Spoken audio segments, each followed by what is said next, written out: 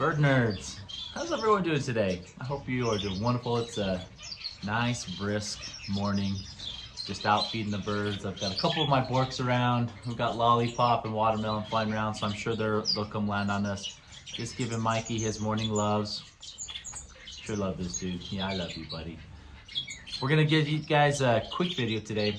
My canaries are starting to come into breeding season or into breeding condition.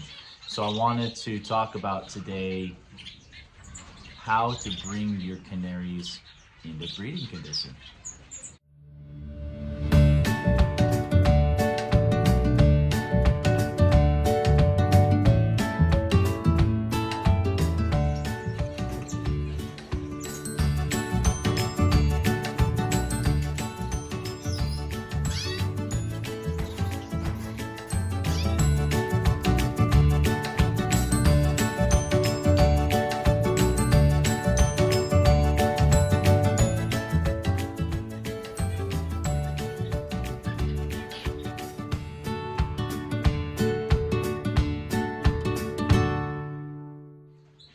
Okay, first, just want to highlight our sponsor, New Zealand.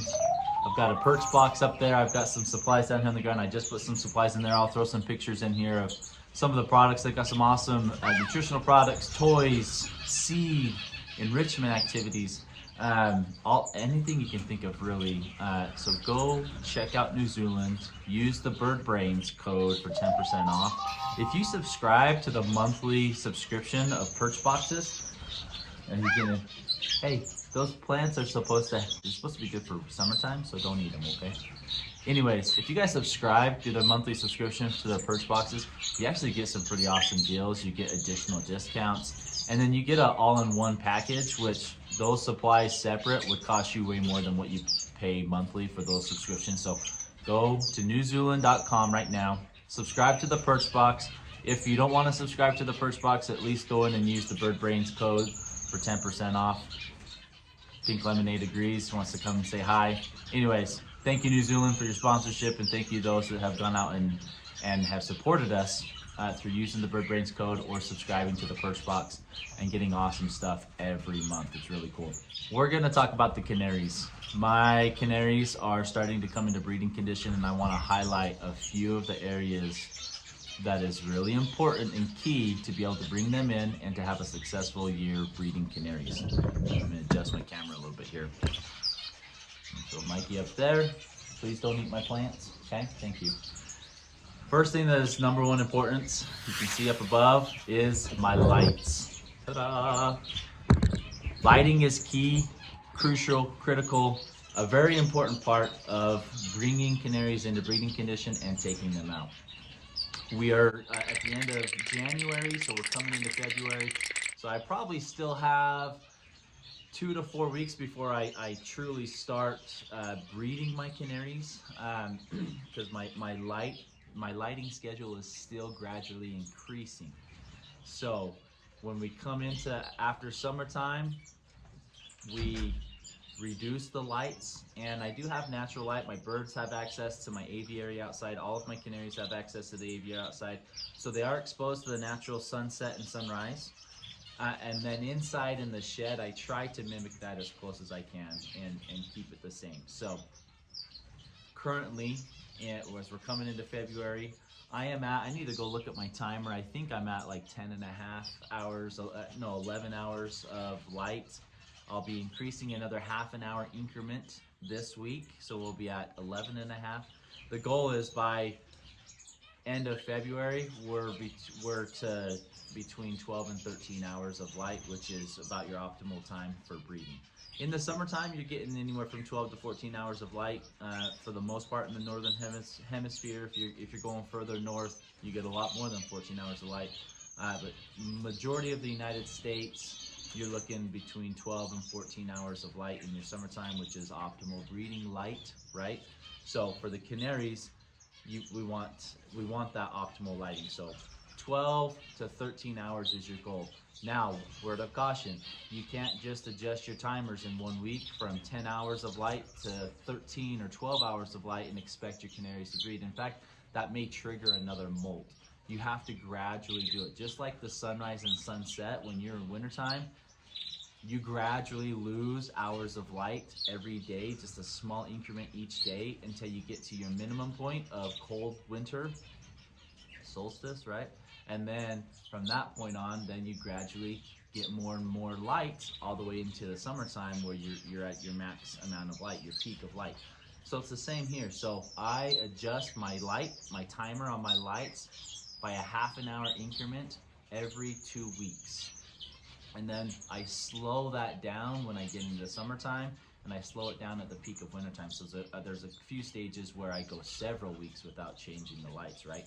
But right now, as we're gradually bringing the light in my shed up to 12 hours, because we're not quite at 12 hours of light outside, but I'm trying to mimic that inside my shed. So for the next month and a half, about every 2 weeks, I'm adjusting my lights to add a half an hour more. All of my lights, they turn on different settings as well. I have my main light, and then I have a couple sub lights that mimic that sunrise and sunset. So when my main light turns off, I still have a few other lights that remain on for another 30 to 45 minutes, and then they turn off afterwards, and it kind of mimics that sunrise and sunset, so that the birds, when my main light turns off, they're not caught outside their nest box, they're not caught somewhere they don't want to be, and then they know, okay, the main light has turned off, I've got just a little bit of time for the other light before the other lights kick off, and they go to their nest, their roosting spot, or their nest box if they have one. So that one is important. Make sure you don't do that, because that can be something that impacts all your birds, not just canaries. Okay, nutrition. Second thing for canaries is nutrition, bringing them into breeding condition. So I'm slowly starting to increase my egg food. I just gave all the birds egg food. I've got pearl morbide, which is a soaked seed substitute. I usually include that into my egg food, and I do more so now as I'm bringing my canaries into condition.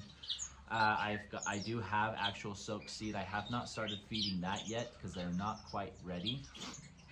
But I'm slowly increasing the amount of egg food and the times offered. So in the middle of wintertime, I'm offering egg food once, maybe twice a week. It's mostly a dry seed diet or pellet diet, which I mix all those together. And then as we come into breeding condition, I'm slowly increasing the portion size of egg food, and then I'm slowly increasing the amount of days that I give it. So currently, as I'm bringing my canaries into breeding condition, I'm towards the end of January, I'm going about 2 to 3 times a week that I'm feeding egg food with a slightly larger quantity, okay? So we're gonna do that. Food's up on my head. Is that pink lemonade? Hi, pink lemonade. Oh, maybe it was watermelon. So that slowly helps condition your canaries as well, and that really starts giving them the nutrients and needs that they have for their bodies to slowly transition into that breeding condition. Also, cut-a-bone is really important. I make sure I provide cut-a-bone throughout the entire winter so that my females and my males can replenish calcium reserves, mainly my females, right? That's most important. So I make sure I have cut-a-bone present all year round. Breeding season, non-breeding season, molting, etc. Sometimes they don't need it. Sometimes they go through phases where their bodies need it, and they go through a lot of it. I also include hard boiled eggshells in my food, in my egg food. Encourage them to eat the calcium as well. So just a few options there. That one's pink lemonade. My boy's in here with me. My kids love my birds too. It's awesome. Lighting, diet, those are the 2 key factors of transitioning your birds into breeding and transitioning them out. So I'm in the phase right now where I'm slowly increasing. Small amounts, guys, small amounts. If you only have a pair of canaries, that amount that you're increasing is minimal, right? We're not giving them 4 extra big scoops now. It's like a scoop and maybe a half extra, right? I mean, we're slightly increasing that. So lighting, number 1 key factor. Nutrition, number 2 factor. Now, my canaries are starting to come into breeding condition. I've got several of my females that are starting to gather feathers, nesting material, which is a good sign that they are starting to come into breeding condition. They're wanting to breed.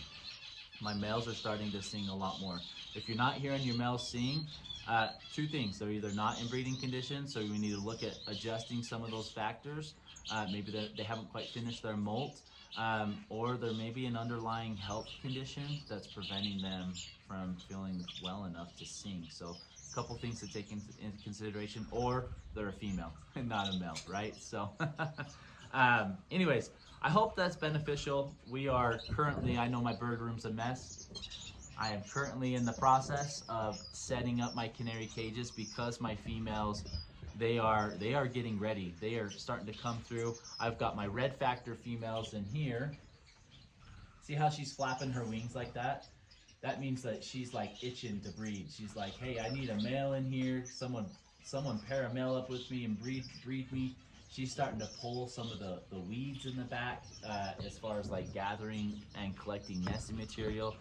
So my canaries are getting really close, just 2 to 3 weeks out from me catching them, pairing them up, introducing nest hands, and getting them going. So we're ramping up. We're getting ready to go. Hopefully you guys as canaries are in similar spots. If not, look at those hours.